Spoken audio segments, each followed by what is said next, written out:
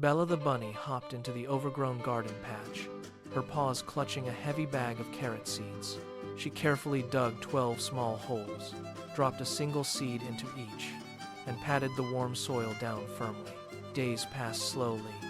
Every morning, Bella returned with her watering can, pouring life over the dry patches until the soil turned dark.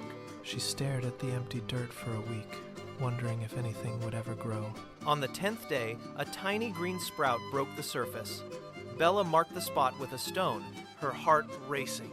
She spent the next month tirelessly clearing stubborn weeds and chasing away hungry birds.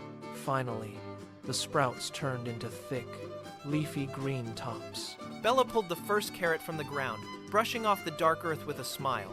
She gathered the entire golden harvest into her wooden basket, feeling the weight of her success. She carried the basket to the meadow where her friends waited. They crunched on fresh vegetables under the oak tree.